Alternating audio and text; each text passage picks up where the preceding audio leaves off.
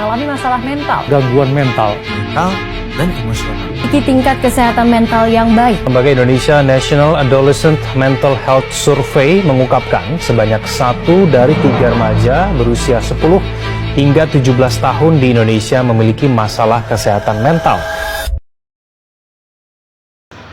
Di sebuah ruang kelas yang terlihat seperti biasa, semua siswa tampak sibuk dengan aktivitasnya masing-masing.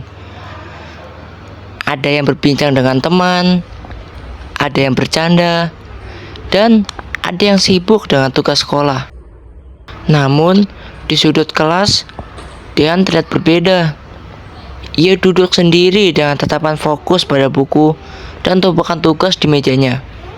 Sejak beberapa hari terakhir, Dian terus menghabiskan waktunya untuk mengerjakan tugas yang tak kunjung selesai.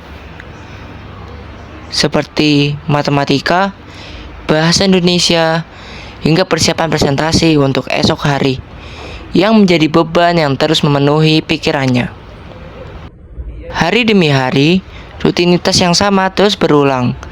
Bangun pagi, pergi ke sekolah, belajar, mengerjakan tugas, lalu begadang.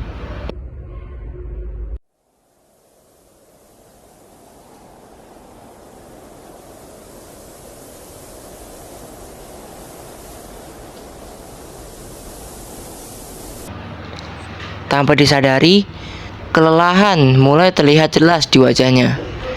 Teman-temannya menyadari perubahan itu. Dian yang biasanya ceria dan aktif, kini lebih banyak diam. Ia mencoba tersenyum, namun senyum itu hanya untuk menutupi rasa lelah yang sebenarnya. Saatnya istirahat.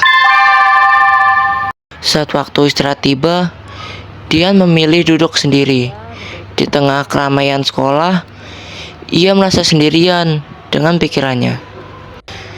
Semua tekanan itu tersimpan dalam diam, hingga sebuah pesan masuk ke ponselnya.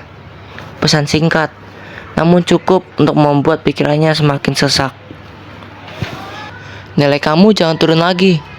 Kalimat sederhana, tetapi bagi Dian, kata-kata itu terasa seperti beban yang sangat berat.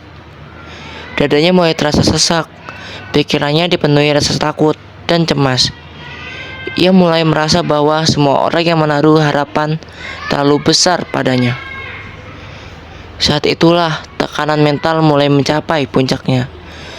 Dia merasa lelah, bukan hanya tubuhnya, tapi juga pikirannya.